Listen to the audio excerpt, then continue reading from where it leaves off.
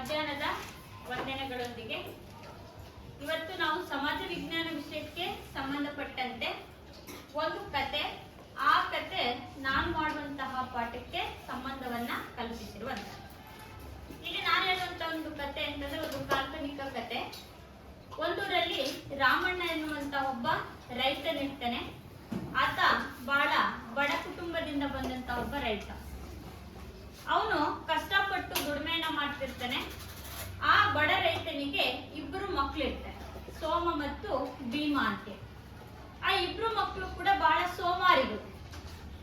ತಂದೆ ಒಬ್ಬನ ಹೊಲದಲ್ಲಿ ಕೆಲಸ ಮಾಡಬೇಕು, ಜೀವನ ಮಾಡಬೇಕು ಅಂತ ಒಂದು ಪರಿಸ್ಥಿತಿ ಇದ್ದಂತ ಸಂದರ್ಭದಲ್ಲಿ ತಂದೆ ತನ್ನ ಮಕ್ಕಳನ್ನ ನೋಡ್ತಾನೆ, ಸೋಮ ಮತ್ತು ಭೀಮನನ್ನ.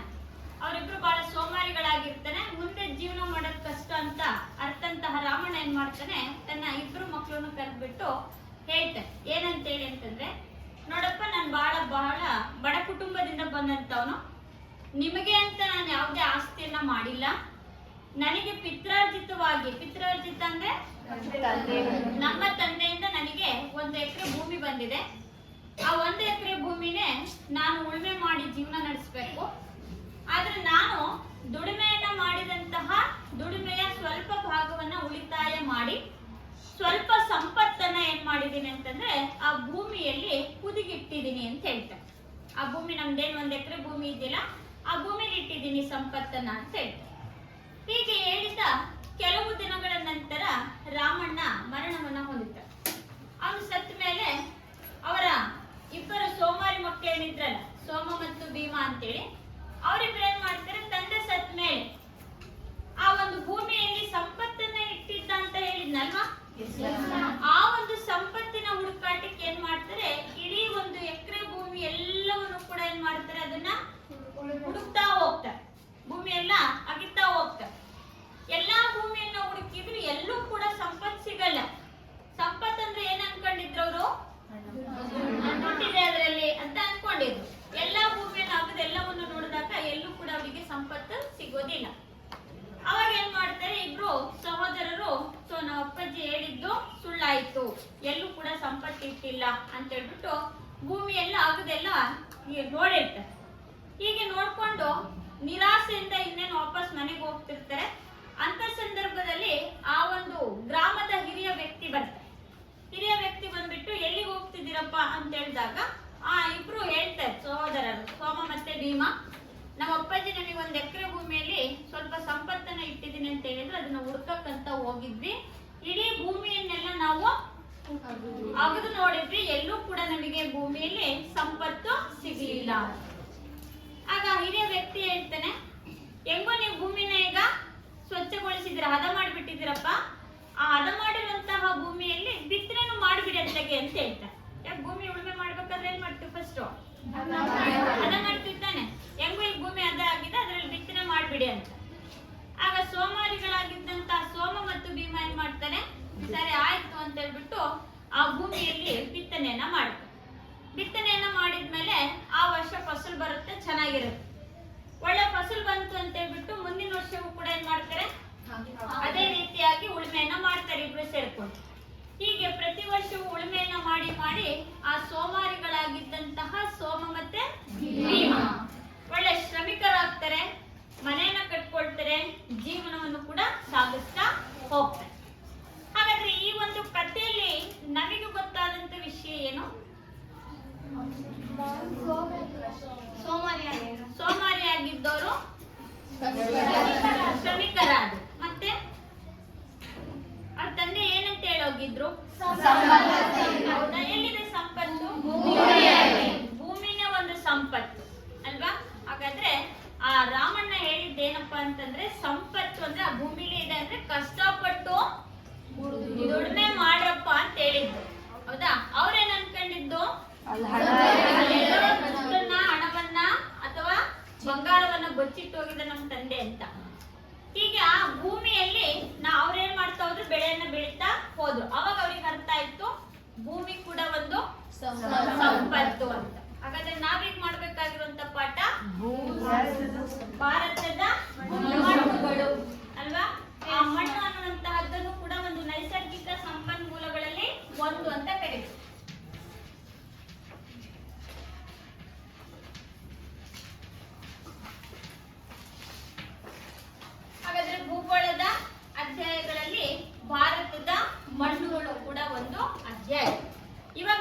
ಮಾಡಬೇಕಾಗಿರುವಂತಹದ್ದು ಭಾರತದ ಮಣ್ಣುಗಳು. ಮಣ್ಣಂದ್ರೆ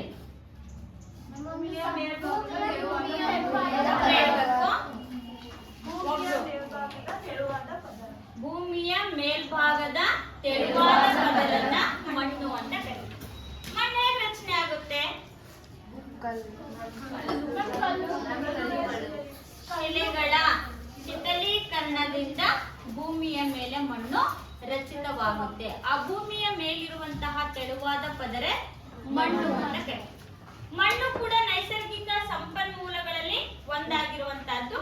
ಹಾಗೆ ವಿವಿಧ ರೀತಿಯ ಮಣ್ಣು ವಿವಿಧ ಪ್ರಕೃತಿಯ ನಿಯಮಕ್ಕೊಳಗಾಗಿ ರಚನೆಯನ್ನು ಹೊಂದಿರೋದನ್ನು ಕೂಡ ನೋಡ್ತೀವಿ.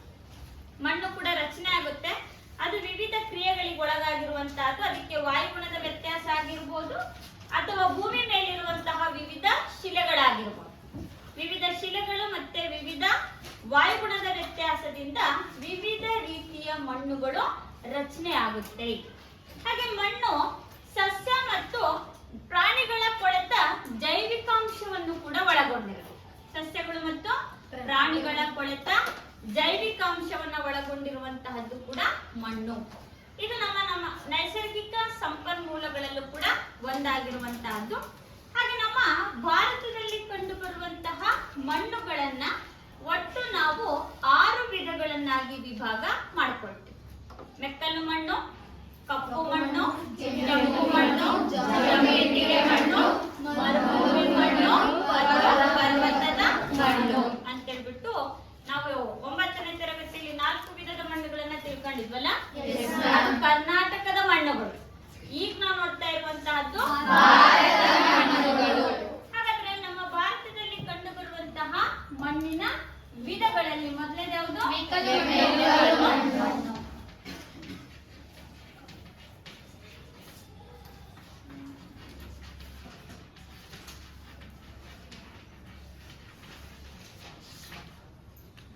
ಮೆಕ್ಕಲು ಮಣ್ಣು ಯಾವ ರೀತಿಯಾಗಿ ರಚಿತವಾಗುತ್ತೆ ಅಂತಂದ್ರೆ, ಇದು ರಚನೆಗೊಂಡಿರುವಂತಹ ವಿಧಾನ ಅಂತಂದ್ರೆ, ಉತ್ತರ ಭಾರತದಲ್ಲಿ ಹರಿಯುವಂತಹ ಸಿಂಧು, ಗಂಗಾ, ಬ್ರಹ್ಮಪುತ್ರ ಹಾಗೂ ಸಟ್ಲೇಜ್ ನದಿಗಳು ಹೊತ್ತು ತಂದು ಸಂಚಯಿಸಿದಂತಹ ಮಣ್ಣೆ ಮೆಕ್ಕಲು ಮಣ್ಣು ಅಂತ ಕರೀತೀವಿ.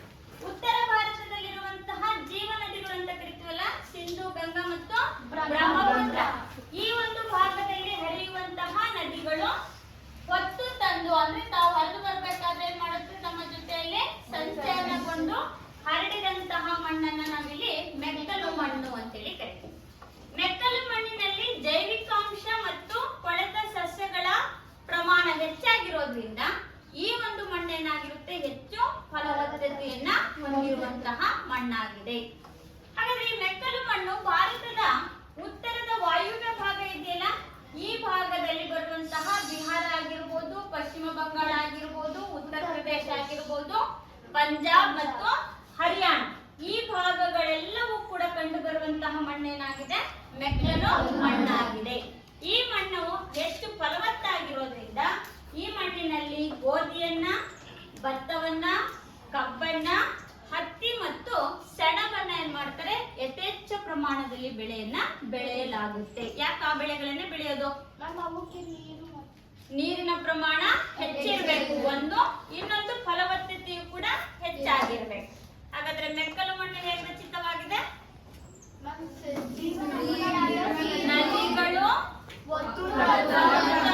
ಸಂಚರಿಸಿದಂತಹ ಮಣ್ಣೆ ಮಣ್ಣಾಗಿದೆ. ಹಾಗೆ ನಮ್ಮ ದಕ್ಷಿಣ ಭಾರತದಲ್ಲಿ ನರ್ಮದಾ ಮತ್ತು ತಾಪಿ ನದಿ ಅಂತೀವಲ್ಲ, ತಪತಿ ನದಿ ಅಂತ ಕರಿತೀವಿ, ಈ ಭಾಗದಲ್ಲಿ ಬರುತ್ತೆ. ನರ್ಮದಾ ಮತ್ತು ತಪತಿ ನದಿ ತೀರ ಪ್ರದೇಶದಲ್ಲೂ ಕೂಡ ನಾವು ಯಾವ ಮಣ್ಣನ್ನ ನೋಡ್ತೀವಿ? ನೋಡ್ತೀವಿ. ಇವು ನದಿಗಳು ಹೊತ್ತು ತಂದು ಸಂಚಯಿಸಿದಂತಹ ಮಣ್ಣು.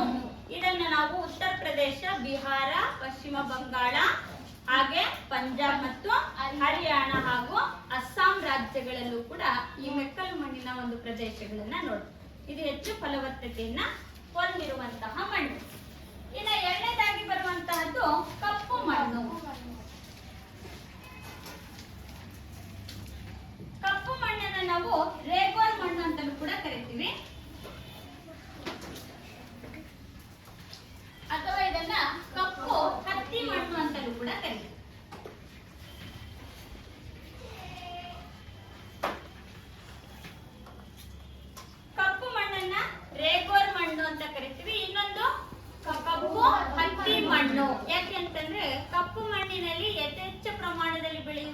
ಬೆಳೆ ಹತ್ತಿ. ಹಾಗಾಗಿ ಅದನ್ನ ಕಪ್ಪು ಹತ್ತಿ ಮಣ್ಣು ಅಂತಲೂ ಕೂಡ ಕರಿತೀವಿ. ಕಪ್ಪು ಮಣ್ಣಿನ ಪ್ರದೇಶ ಏನಿದೆಯಲ್ಲ, ಯಾವ ಭಾಗದಲ್ಲಿ ಕಪ್ಪು ಮಣ್ಣು ಹರಡಿಕೊಂಡಿದೆ ಆ ಪ್ರದೇಶವನ್ನ ಡೆಕ್ಕನ್ ಟ್ರಾಕ್ಟ್ ಅಂತೇಳಿ ಕರಿತೀವಿ.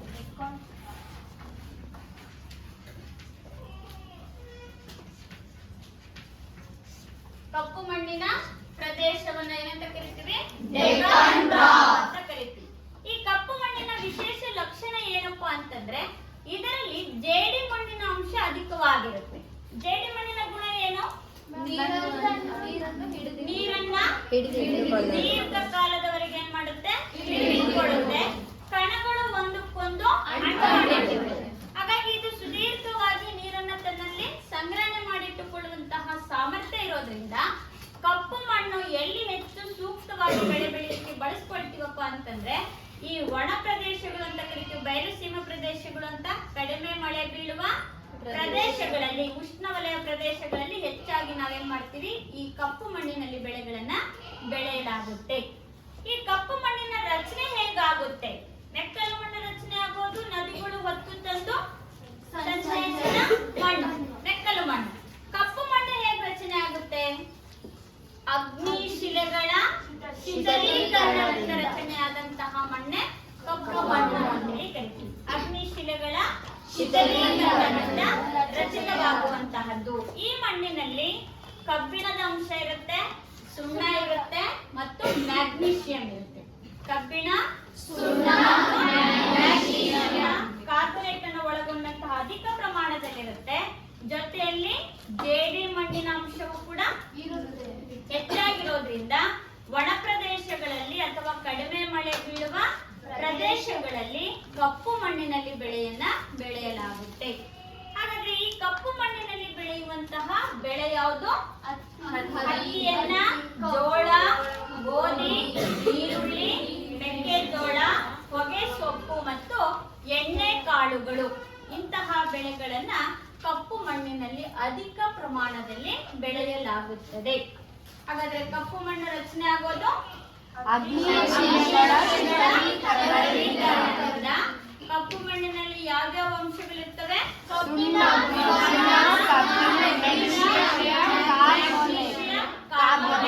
ಇದರಲ್ಲಿ ಅಧಿಕ ಪ್ರಮಾಣದಲ್ಲಿರುತ್ತೆ. ಜೇಡಿ ಮಣ್ಣಿನ ಅಂಶ ಹೆಚ್ಚಾಗಿರುತ್ತೆ. ಸುದೀರ್ಘವಾಗಿ ನೀರನ್ನ ಸಂಗ್ರಹಣೆಯನ್ನ ಮಾಡಿಟ್ಟುಕೊಳ್ಳುವಂತಹ ಸಾಮರ್ಥ್ಯ ಹೆಚ್ಚಾಗಿರುತ್ತೆ. ಕಪ್ಪು ಮಣ್ಣಿನ ಪ್ರದೇಶಗಳನ್ನ ಡೆಕ್ಕನ್ ಟ್ರಾಕ್ಟ್ ಅಂತೇಳಿ ಕರಿತೀವಿ. ಕಪ್ಪು ಮಣ್ಣಿನ ಭೂಪ್ರದೇಶವನ್ನ ಡೆಕ್ಕನ್ ಟ್ರಾಕ್ಟ್ ಅಂತೇಳಿ ಕರಿತೀವಿ.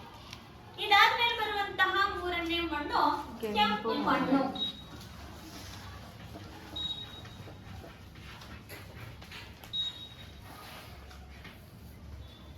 ಕೆಂಪು ಮಣ್ಣು ನಮ್ಮ ದಕ್ಷಿಣ ಭಾರತದಲ್ಲಿ ಅಧಿಕ ಪ್ರಮಾಣದಲ್ಲಿ ಕಂಡು ಬರುವಂತಹದ್ದು. ದಕ್ಷಿಣ ಭಾರತ ಅಂತಂದ್ರೆ ಈ ಪರ್ಯಾಯ ಪ್ರಸ್ಥಭೂಮಿ ಅಂತ ಏನ್ ಕರಿತೀವಲ್ಲ, ಪರ್ಯಾಯ ಪ್ರಸ್ಥಭೂಮಿ. ಈ ಸಾತ್ಪುರ ಬೆಟ್ಟಗಳು ನರ್ಮದಾ ನದಿಯಿಂದ ದಕ್ಷಿಣಕ್ಕೆ ಎಲ್ಲಿ ತನಕ? ಕನ್ಯಾಕುಮಾರಿಯವರೆಗೆ. ದಕ್ಷಿಣದ ಕನ್ಯಾಕುಮಾರಿಯಿಂದ ಮಧ್ಯಪ್ರದೇಶದವರೆಗಿರುವಂತಹ ಭೂಭಾಗ ಏನಿದೆಯಲ್ಲ, ಇಷ್ಟು ಭೂಭಾಗದಲ್ಲಿ ಯಥೇಚ್ಛ ಪ್ರಮಾಣದಲ್ಲಿ ಕಂಡು ಬರುವಂತಹ ಮಣ್ಣು ಯಾವುದು? ಮಣ್ಣು ಅಂತೇಳಿ ಕರಿತೀವಿ. ಇದು ಪರ್ಯಾಯ ಪ್ರಸ್ಥಭೂಮಿಯಲ್ಲಿ ಹರಡಿಕೊಂಡಿರುವಂತಹ ಮಣ್ಣಾಗಿದ್ದು ಇದು ಮಧ್ಯಪ್ರದೇಶದಲ್ಲಿ ಹೆಚ್ಚಾಗಿ ಹರಡಿಕೊಂಡಿರುವಂತಹ ಒಂದು ಭೂಭಾಗ. ದಕ್ಷಿಣ ಭಾಗ ಇದೆಯಲ್ಲ, ಕನ್ಯಾಕುಮಾರಿಯಿಂದ ಮಧ್ಯಪ್ರದೇಶ, ಇಷ್ಟರ ಒಳಭಾಗದಲ್ಲಿ ಏನೇನು ರಾಜ್ಯಗಳು ಬರ್ತಾವಲ್ಲ, ಆಂಧ್ರ ಪ್ರದೇಶ, ಕರ್ನಾಟಕ, ತಮಿಳುನಾಡು, ಕೇರಳ, ಮಹಾರಾಷ್ಟ್ರ, ಒರಿಸ್ಸಾ, ಜಾರ್ಖಂಡ್ ಇವೆಲ್ಲ ಬರ್ತವೆ ಈ ಕಡೆ. ಇವಿಷ್ಟು ಭೂಭಾಗದಲ್ಲಿ ಕಂಡು ಬರುವಂತಹ ಮಣ್ಣು ಕೆಂಪು ಮಣ್ಣಾಗಿದೆ. ಈ ಮಣ್ಣಿನಲ್ಲಿ ಯಾವ ಬೆಳೆಗಳನ್ನ ಬೆಳೀತಾರೆ ಅಂತಂದ್ರೆ ರಾಗಿ, ಹೊಗೆ ಸೊಪ್ಪು ಮತ್ತು ಎಣ್ಣೆ ಕಾಳುಗಳನ್ನ ಅಧಿಕ ಪ್ರಮಾಣದಲ್ಲಿ ಬೆಳೆಯಲಾಗುತ್ತದೆ. ಯಾವ್ಯಾವ ಬೆಳೆಗಳು? ರಾಗಿ, ಹೊಗೆ ಸೊಪ್ಪು, ಎಣ್ಣೆ ಕಾಳುಗಳು. ಇದು ನಮ್ಮ ಭಾರತದ ಮೂರನೇ ಮಣ್ಣು. ಇನ್ನು ನಾಲ್ಕನೇದಾಗಿ ಬರುವಂತಹದ್ದು ಲ್ಯಾಟರೈಟ್ ಮಣ್ಣು ಅಥವಾ ಜಂಬಿಟ್ಟಿಗೆ ಮಣ್ಣು.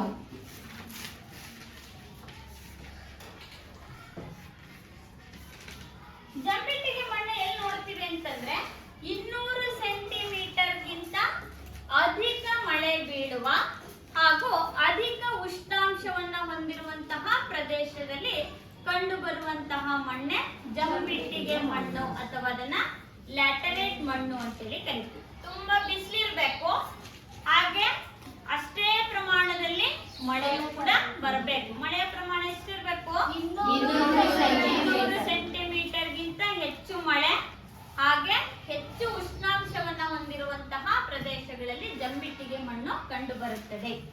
ಈ ಮಣ್ಣಿನ ಬಣ್ಣವು ಕೂಡ ಕೆಂಪು ಬಣ್ಣವನ್ನ ಹೊಂದಿದ್ದು, ಅಧಿಕ ಮಳೆ ಬಂದಾಗ ಭೂಮಿಯ ಮೇಲಿರುವಂತಹ ಲವಣಗಳಾಗಿರ್ಬೋದು, ಹಾಗೆ ಭೂಮಿಯಲ್ಲಿರುವಂತಹ ಸಿಲಿಕೇಟ್ಗಳಾಗಿರ್ಬೋದು, ಅವು ಯಾವುದು ನೀರಿನಲ್ಲಿ ಕರಗಿ ಹೋಗುತ್ತೆ ಲವಣಗಳು, ಆ ಕರಗಿದಂತಹ ಲವಣಗಳೇನಾಗ್ತವೆ? ನೀರಿನ ಜೊತೆ ಕರಗಿ ಅಂತರ್ಜಲಕ್ಕೆ ಹೋಗ್ತವೆ, ಒಳಭಾಗಕ್ಕೆ ಹೋಗ್ತವೆ. ಯಾವ ಕಣಗಳು ಕರಗದೆ ಭೂಮಿಯ ಮೇಲ್ಭಾಗದಲ್ಲಿ ಉಳ್ಕೊಳ್ತವೋ ಅವು ಹಾಗೆ ಭೂಮಿಯ ಮೇಲ್ಪದರದಲ್ಲೇ ಉಳ್ಕೊಳ್ತವೆ. ಅಲ್ಲಿ ಉಳ್ಕೊಳ್ಳುವಂತಹದ್ದು ಅಂದ್ರೆ ಕಬ್ಬಿಣದ ಆಕ್ಸೈಡ್ ಮತ್ತು ಅಲ್ಯೂಮಿನಿಯಂ. ಕಬ್ಬಿಣದ ಆಕ್ಸೈಡ್ ಮತ್ತು ಅಲ್ಯೂಮಿನಿಯಂ ಉಳ್ಕೊಳ್ಳುತ್ತೆ. ಸಿಲಿಕೇಟ್ ಮತ್ತು ಲವಣಾಂಶಗಳು ಅವೇನಾಗ್ತವೆ? ಕರಗಿ ನೀರಿನ ಜೊತೆ ಹೋಗ್ಬಿಡ್ತವೆ. ಇನ್ನು ಕರಗದೆ ಇರುವಂತಹ ಕಬ್ಬಿಣ ಆಗಿರ್ಬೋದು, ಕಬ್ಬಿಣದ ಆಕ್ಸೈಡ್ ಆಗಿರ್ಬೋದು ಅಥವಾ ಅಲ್ಯೂಮಿನಿಯಂ ಆಗಿರ್ಬೋದು, ಅದು ಭೂಮಿಯ ಮೇಲ್ಭಾಗದಲ್ಲಿ ಹಾಗೆ ಉಳ್ಕೊಳ್ಳುತ್ತೆ. ಆ ಉಳ್ಕೊಂಡಂತಹ ಪದಾರ್ಥಗಳು ಮತ್ತೆ ಬೇಸಿಗೆಯಲ್ಲಿ ಏನಾಗುತ್ತೆ? ಬಿಸಿಲಿನ ತಾಪಕ್ಕೆ ಅವೇನಾಗ್ತವೆ? ಮತ್ತಷ್ಟು ಗಟ್ಟಿಯಾಗಿ ಪದಾರ್ಥಗಳಾಗಿ ರಚನೆಯನ್ನ ಹೊಂದುತ್ತವೆ.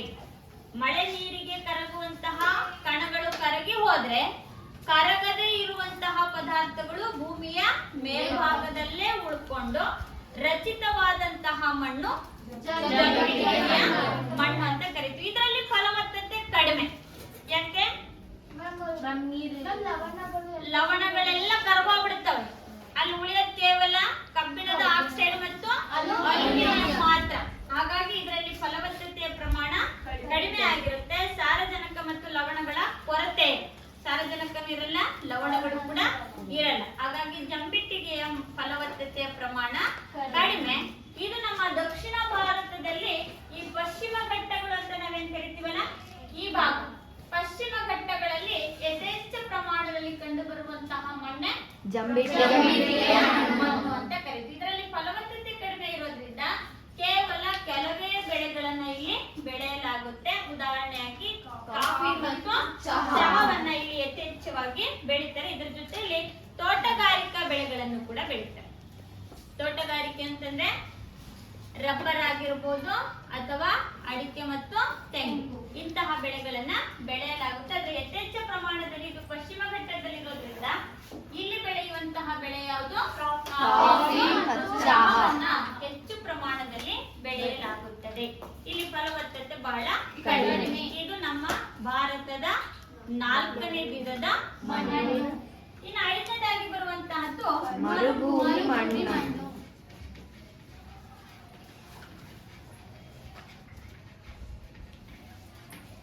ಈ ಮರುಭೂಮಿ ಮಣ್ಣು ಕಂಡುಬರುವಂತಹದ್ದು ಕಡಿಮೆ ಮಳೆ ಬೀಳುವ, ಹೆಚ್ಚು ಉಷ್ಣಾಂಶವನ್ನ ಹೊಂದಿರುವಂತಹ ಪ್ರದೇಶದಲ್ಲಿ ಕಂಡುಬರುವಂತಹ ಮಣ್ಣೆ ಮರುಭೂಮಿ ಮಣ್ಣು.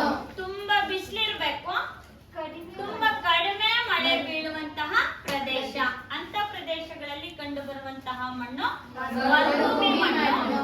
ಮರುಭೂಮಿ ಮಣ್ಣಿನ ಕಣಗಳು ಹೇಗಿರ್ತವೆ ಅಂತಂದ್ರೆ ಬಿಡಿ ಬಿಡಿ ಆಗಿರ್ತವೆ. ಜೇಡಿ ಮಣ್ಣಿನ ಕಣಗಳು ಒಂದಕ್ಕೊಂದು ಅಂಟ್ಕೊಂಡಿರ್ತವೆ, ಹಾಗಾಗಿ ನೀರನ್ನ ಸರಾಗವಾಗಿ ಬಿಡಲ್ಲ. ಆದ್ರೆ ಮರುಭೂಮಿ ಮಣ್ಣಿನ ಕಣಗಳು ಬಿಡಿ ಬಿಡಿ ಆಗಿರ್ತವೆ. ಅಲ್ಲಲ್ಲಿ ರಂಧ್ರಗಳನ್ನು ಹೊಂದಿರೋದ್ರಿಂದ ಅದರ ಮೇಲೆ ಏನಾದ್ರೂ ನೀರು ಬಿದ್ರೆ ಸರಾಗವಾಗಿ ಏನಾಗುತ್ತೆ? ನೀರು ಮುಂದಕ್ಕೆ ಹರಿದು ಹೋಗುತ್ತೆ, ಹಿಂಗೋದಿಲ್ಲ ಜಾಸ್ತಿ ಅಲ್ವಾ? ಅದು ಸರಾಗವಾಗಿ ಮುಂದೆ ಹರಿಲಿಕ್ಕೆ ಅವಕಾಶವನ್ನ ಮಾಡಿಕೊಡುತ್ತೆ. ಕಣಗಳ ನಡುವೆ ಅಧಿಕ ರಂಧ್ರಗಳಿರೋದ್ರಿಂದ ಅಲ್ಲಿ ನೀರು ನಿಲ್ಲೋದಿಲ್ಲ, ಬಸಿದು ಹೋಗುತ್ತೆ. ಹಾಗಾಗಿ ಅಲ್ಲಿ ಫಲವತ್ತತೆ ಕಡಿಮೆ, ಯಾಕಂದ್ರೆ ನೀರ ಉಳ್ಕೊಳ್ಳಲ್ಲ, ಸರಾಗವಾಗಿ ನೀರು ಹರಿದು ಹೋಗುತ್ತೆ. ಅಲ್ಲಿ ಬೆಳೆಯುವಂತಹದ್ದು 2 ಬೆಳೆಗಳು, ಖರ್ಜೂರವನ್ನ ಮತ್ತು ಸಜ್ಜೆ. ಇವೆರಡು ಬೆಳೆಗಳನ್ನ ಮಾತ್ರ ಬೆಳೀತಾರೆ. ಇದು ನಮ್ಮ ಭಾರತದ ರಾಜಸ್ಥಾನ್, ಪಂಜಾಬ್ ಮತ್ತು ಹರಿಯಾಣ. ಈ ಭಾಗ ರಾಜಸ್ಥಾನ್, ಪಂಜಾಬ್ ಮತ್ತು ಹರಿಯಾಣ ಇಷ್ಟು ರಾಜ್ಯಗಳು, 3 ರಾಜ್ಯಗಳಲ್ಲಿ ಕಂಡು ಬರುವಂತಹ ಮಣ್ಣು ಮರುಭೂಮಿ ಮಣ್ಣು. ಇಲ್ಲಿ ಮಳೆನೂ ಕಡಿಮೆ, ಉಷ್ಣಾಂಶವೂ ಕೂಡ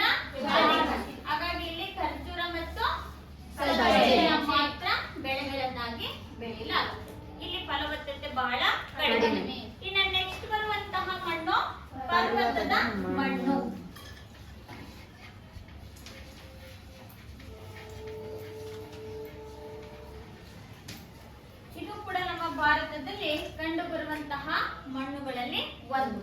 ಪರ್ವತದ ಮಣ್ಣು ಅಂತಂದ್ರೆ ಇದು ಕಂಡು ಬರೋದು ಪರ್ವತ ಭಾಗದಲ್ಲಿ. ಪರ್ವತದ ಮಣ್ಣಿನಲ್ಲಿ ಕೊಳೆತ ಜೈವಿಕಾಂಶ ಅಧಿಕ ಪ್ರಮಾಣದಲ್ಲಿರುತ್ತೆ.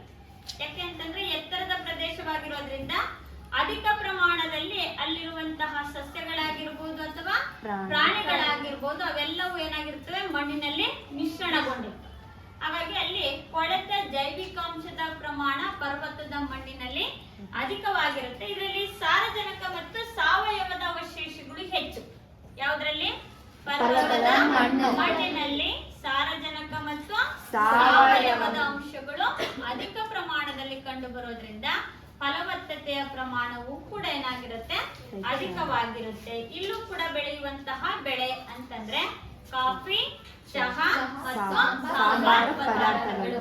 ಕಾಫಿ, ಚಹಾ ಜಂಬಿಟ್ಟಿಗೆಲ್ಲೂ ಬೆಳಿತೀವಲ್ಲ, ಹಾಗೆ ಇನ್ನೊಂದು ಬೆಳೆಯಲ್ಲೂ ಇನ್ನೊಂದು ಮಣ್ಣಿನಲ್ಲೂ ಕೂಡ ಬೆಳಿತೀವಿ. ಅದ್ಯಾವುದು? ಪರ್ವತದ ಮಣ್ಣಿನಲ್ಲಿ ಕಾಫಿ, ಚಹಾ ಮತ್ತು ಸಾಂಬಾರ್ ಪದಾರ್ಥಗಳು ಅಂತಂದ್ರೆ ಏಲಕ್ಕಿ, ಲವಂಗ, ಚಕ್ಕೆ, ದಾಲ್ಚಿನ್ನಿ ಅಂತ ನಾವೇನ್ ಸಾಂಬಾರ್ ಪದಾರ್ಥಗಳು ಕರಿತೀವಿ, ಅಂತಹ ಪದಾರ್ಥಗಳನ್ನ ಈ ಪರ್ವತದ ಮಣ್ಣಿನಲ್ಲಿ ಬೆಳೆಯಲಾಗುತ್ತೆ. ಇಂತಹ ಮಣ್ಣು ನಮ್ಮ ಉತ್ತರ ಭಾರತದಲ್ಲಿ ಅಂದ್ರೆ ಜಮ್ಮು ಮತ್ತು ಕಾಶ್ಮೀರ, ಉತ್ತರಾಖಂಡ ಮತ್ತು ಬಿಹಾರ ಈ ಭಾಗಗಳಲ್ಲಿ ಯಥೇಚ್ಛ ಪ್ರಮಾಣದಲ್ಲಿ ಕಂಡು ಬರುವಂತಹದ್ದು. ಯಾಕೆಂದ್ರೆ ಪರ್ವತಗಳು ಇರೋದೆಲ್ಲಿ?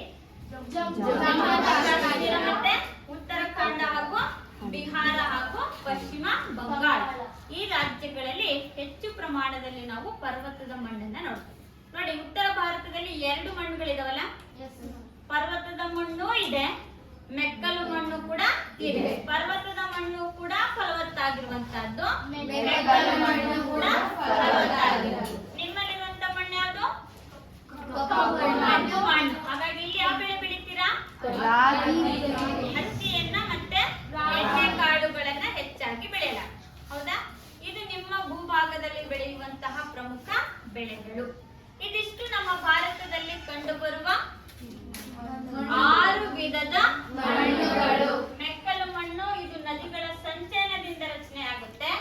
ಕಪ್ಪು ಮಣ್ಣು ಅಗ್ನಿಶಿಲೆಗಳ ಶಿಥಿಲೀಕರಣದಿಂದ. ಇನ್ನ ಕೆಂಪು ಮಣ್ಣು ಜಂಬಿಟ್ಟಿಗೆ ಮಣ್ಣು, ಹೆಚ್ಚು ಉಷ್ಣಾಂಶ ಮತ್ತು ಹೆಚ್ಚು ಉಷ್ಣಾಂಶ ಮತ್ತು ಹೆಚ್ಚು ಮಳೆ ಬೀಳುವಂತ ಪ್ರದೇಶದಲ್ಲಿ ಜಂಬಿಟ್ಟಿಗೆ. ಮರುಭೂಮಿ ಮಣ್ಣು ಕಡಿಮೆ ಮಳೆ, ಉಷ್ಣಾಂಶವನ್ನು ಹೊಂದಿರುವಂತ ಪ್ರದೇಶ. ಪರ್ವತದ ಮಣ್ಣು ಅಂದ್ರೆ ಹೆಚ್ಚು ಕೊಳೆತ ಜೈವಿಕಾಂಶವನ್ನ ಹೊಂದಿದ ಹಾಗೂ ಪರ್ವತಗಳಲ್ಲಿ ಕಂಡು ಬರುವಂತಹ ಮಣ್ಣಾಗಿದೆ. ಇದು ನಮ್ಮ ಭಾರತದ 6 ಮಣ್ಣಿನ ವಿಧಗಳು. ಇನ್ನ ನೆಕ್ಸ್ಟ್ ಬರುವಂತಹದ್ದು ಮಣ್ಣಿನ ಸವೆತ ಅಂದ್ರೆ ಏನು? ಮಣ್ಣಿನ ಸವೆತ ಅಂದ್ರೆ ಏನು? ಮಣ್ಣಿನ ಸವೆತ ಅಂದ್ರೇನು? ಸವಿಯೋದಂದ್ರೇನು? ಸವಿಯುವುದು ಅಂದ್ರೆ ಫಲವತ್ತತೆ ಹಾಳಾಗುವುದು ಅಂತ. ಮಣ್ಣಿನ ಸವೆತ ಅಂದ್ರೆ ಭೂಮಿಯ ಮೇಲ್ಮೈನಲ್ಲಿ ಕಂಡು ಬರುವ ಸಡಿಲವಾದಂತಹ ಪದರ ಏನಿದೆಯಲ್ಲ ಅದಕ್ಕೆ ಮಣ್ಣು ಅಂತೀವಿ. ಭೂಮಿಯ ಮೇಲ್ಭಾಗದ ತೆಳುವಾದ ಪದರು ಮಣ್ಣು. ಆ ಮಣ್ಣು ಪ್ರಕೃತಿಯ ವಿವಿಧ ಕ್ರಿಯೆಗಳಿಗೆ, ಪ್ರವಾಹಕ್ಕೋ, ಮಳೆಗೋ ಅಥವಾ ಸಮುದ್ರದ ಅಲೆಗಳಿಗೋ, ಗಾಳಿಗೋ ಏನಾಗುತ್ತೆ? ಮಣ್ಣು ಸ್ಥಳಾಂತರವನ್ನ ಹೊಂದುತ್ತೆ. ಒಂದು ಸ್ಥಳದಿಂದ ಮತ್ತೊಂದು ಸ್ಥಳಕ್ಕೆ ಹೋಗುತ್ತೆ. ಅಂತಹ ಒಂದು ವ್ಯವಸ್ಥೆಯನ್ನು ಏನಂತ ಕರಿತೀವಿ? ಮಣ್ಣಿನ ಸವೆತ ಅಥವಾ ಮಣ್ಣಿನ ಸವಕಳಿ ಅಂತ ಹೇಳ್ಬಿಟ್ಟು ಕರಿತೀವಿ. ಭೂಮಿಯ ಮೇಲ್ಭಾಗದ ತೆಳುವಾದ ಪದರವು ಪ್ರಕೃತಿಯ ವಿವಿಧ ಕ್ರಿಯೆಗಳಿಗೆ ಒಳಪಟ್ಟು ಸವೆತಕ್ಕೊಳಗಾಗುವ ಅಥವಾ ಸ್ಥಳಾಂತರವನ್ನು ಹೊಂದುವಂತಹ ಪ್ರಕ್ರಿಯೆಯನ್ನೇ ಮಣ್ಣಿನ ಸವೆತ ಅಥವಾ ಭೂ ಸವಕಳಿ ಅಂತೇಳಿ ಕರಿತೀವಿ. ಹಾಗಾದ್ರೆ ಭೂಮಿಯ ಸವಕಳಿಗೆ ಕಾರಣ ಏನು? ಯಾಕೆ ಮಣ್ಣು ಸವೆತ ಒಳಗಾಗುತ್ತೆ? ಮಣ್ಣಿನ ಸವೆತಕ್ಕೆ ಕಾರಣಗಳೇನು ಅಂತ ನೋಡೋದಾದ್ರೆ, ಮಣ್ಣಿನ ಸವೆತದ ಕಾರಣಗಳು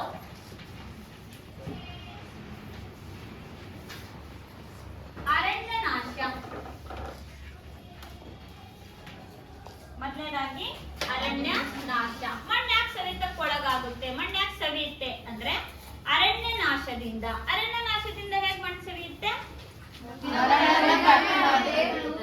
ಅರಣ್ಯಗಳಲ್ಲಿರುವಂತಹ ಮರಗಳು ತಮ್ಮ ಬೇರುಗಳಲ್ಲಿ ಮಣ್ಣನ್ನು ಹಿಡಿದಿಟ್ಕೊಂಡಿರ್ತಾರೆ.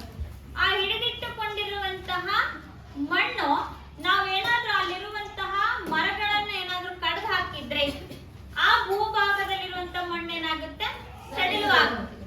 ಅದು ಪ್ರವಾಹ ಬಂದು ಅಥವಾ ಅಧಿಕ ಪ್ರಮಾಣದಲ್ಲಿ ಮಳೆ ಬಂದು ಅಥವಾ ಅಲೆಗಳು ಬಂದಾಗ ಏನಾಗುತ್ತೆ ಅಂತಂದ್ರೆ ಆ ಮಣ್ಣು ಕೊಚ್ಕೊಂಡು ಹೋಗುತ್ತೆ. ಹಾಗಾದ್ರೆ ಮಣ್ಣಿನ ಸವೆತಕ್ಕೆ ಕಾರಣ ಏನಪ್ಪಾ ಅಂದ್ರೆ ನಾವು ಅತಿಯಾಗಿ ಅರಣ್ಯಗಳನ್ನ ಏನ್ ಮಾಡ್ತಾ ಇದೀವಿ, ನಾಶ ಮಾಡ್ತಾ ಇದೀವಿ. ಅದರಿಂದ ಏನಾಗ್ತಾ ಇದೆ ಅಂತಂದ್ರೆ ಅರಣ್ಯ ನಾಶದಿಂದ ಮಣ್ಣಿನ ಸವೆತಕ್ಕೆ ಕಾರಣ ಆಗ್ತಾ ಇದೆ. ಎರಡನೇದಾಗಿ ಅತಿಯಾಗಿ ಮೇಯಿಸುವುದು ಅಥವಾ ಹೆಚ್ಚು ಮೇಯಿಸುವುದು.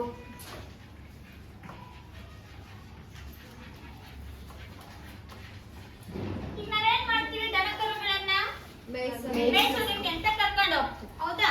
ಅವು ಮೇಯುವಂತಹದ್ದೇನು, ಹುಲ್ಲು ಕೂಡ ಅಷ್ಟೇ. ನಿಮಗೇನಾದ್ರೂ ಫೀಲ್ಡ್ ಒಂದ್ ಸ್ವಲ್ಪ ಕ್ಲೀನ್ ಮಾಡ್ಕೊಂಡ್ ಬರಪ್ಪ ಅಂದ್ರೆ ಹುಲ್ಲು ಕೀಳಕ್ 1 ಗಂಟೆ ಮಾಡ್ತಿರ್ತೀರ, ಹೌದಾ? ಯಾಕೆ ಅಂತಂದ್ರೆ ಹುಲ್ಲು ಕೂಡ ಏನ್ ಮಾಡಿರುತ್ತೆ, ತನ್ನ ಬೇರುಗಳಲ್ಲಿ ಮಣ್ಣನ್ನ ಹಿಡಿದಿಟ್ಕೊಂಡಿರುತ್ತೆ. ಹಾಗಾಗಿ ಆ ಹುಲ್ಲುಗಾವಲು ಪ್ರದೇಶ ಅಥವಾ ಹುಲ್ಲು ಕೂಡ ಏನ್ ಮಾಡಿರುತ್ತೆ, ಬೇರಲ್ಲಿ ಮಣ್ಣನ್ನ ಇಟ್ಕೊಂಡಿರುತ್ತೆ. ನಾವು ದನಕರುಗಳನ್ನ ಮೇಯಿಸೋದಕ್ಕೆ ಬಿಟ್ಟಾಗ ದನಕರುಗಳು ಏನ್ ಮಾಡ್ತವೆ, ಹುಲ್ಲುಗಳನ್ನ ಜೋರಾಗಿ ಎಳೆದು ಕಿತ್ತು ತಿಂದಾಗ ಏನಾಗುತ್ತೆ, ಆ ಭೂಭಾಗ ಖಾಲಿ ಆಗುತ್ತೆ. ಅತಿಯಾಗಿ ದನಕರುಗಳನ್ನ ಮೇಯಿಸೋದ್ರಿಂದಲೂ ಕೂಡ ಏನಾಗುತ್ತೆ, ಮಣ್ಣಿನ ಸವೆತಕ್ಕೆ ಕಾರಣವಾಗುತ್ತೆ. ಇನ್ನು ಮೂರನೇದಾಗಿ ಅತಿಯಾದ ನೀರಿನ ಬಳಕೆ.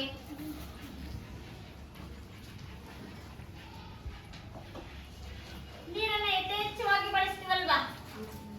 ತುಂಬಾ ನೀರನ್ನ ಬಳಸಿದಾಗ ಏನಾಗುತ್ತೆ, ನೀರು ಹರಿತಾ ಹರಿಯುವ ಜೊತೆಯಲ್ಲಿ ಏನ್ ಮಾಡುತ್ತೆ, ಯಾವ ಭೂಭಾಗದಲ್ಲಿ ನೀರು ಹರಿತಾ ಹೋಗುತ್ತೋ ಅಲ್ಲಿರುವಂತಹ ಮಣ್ಣನ್ನು ಕೂಡ ಏನ್ ಮಾಡುತ್ತೆ, ಕೊಚ್ಕೊಂಡು ಹೋಗುತ್ತೆ.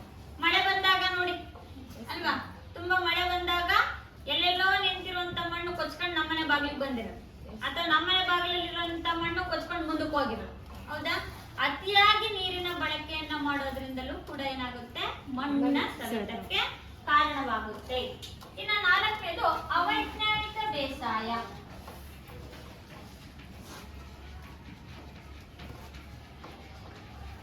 ಏನ್ ಅವೈಜ್ಞಾನಿಕ ಬೇಸಾಯ ಅಂದ್ರೆ?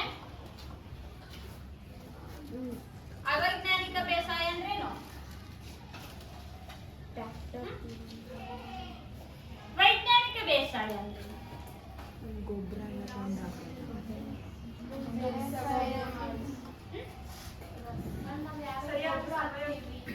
ಸರಿಯಾದ ಸಮಯದಲ್ಲಿ ಅಲ್ವಾ, ಎಷ್ಟು ಗೊಬ್ಬರ ಹಾಕ್ಬೇಕು, ಎಷ್ಟು ಕೀಟನಾಶಕವನ್ನ ಸಿಂಪಡಿಸಬೇಕು, ಅವಶ್ಯಕತೆಗಿಂತ ನಾವೇನ್ ಮಾಡ್ತೀವಿ, ಹೆಚ್ಚು ಬಳಸ್ತೀವಿ. ಹೆಚ್ಚು ಬಳಸಿದಾಗ ಏನಾಗುತ್ತೆ, ಭೂಮಿಯ ಮೇಲಿರುವಂತಹ ಫಲವತ್ತತೆ ನಾಶವಾಗುತ್ತೆ.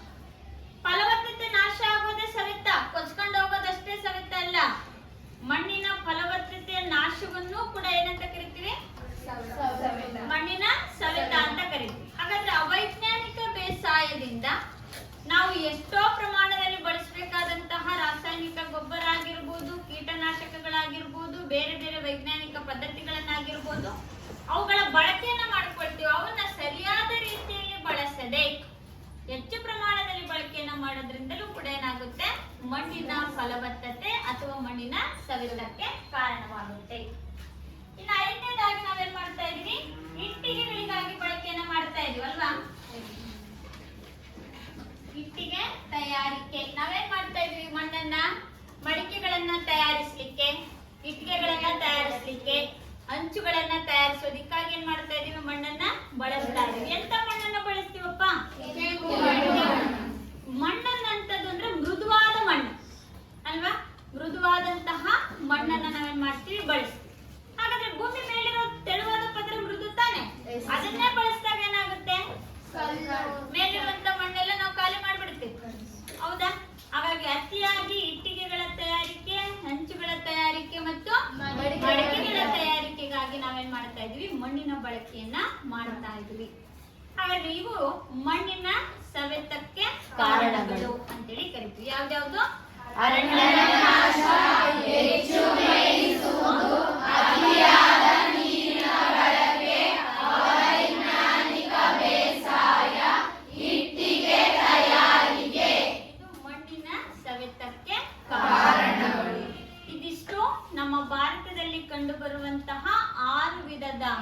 ಕಾರಣಗಳು ಹಾಗೂ ಮಣ್ಣಿನ ಸವೆತ ಅಂದ್ರೇನು, ಮಣ್ಣಿನ ಸವೆತಕ್ಕೆ ಕಾರಣಗಳು.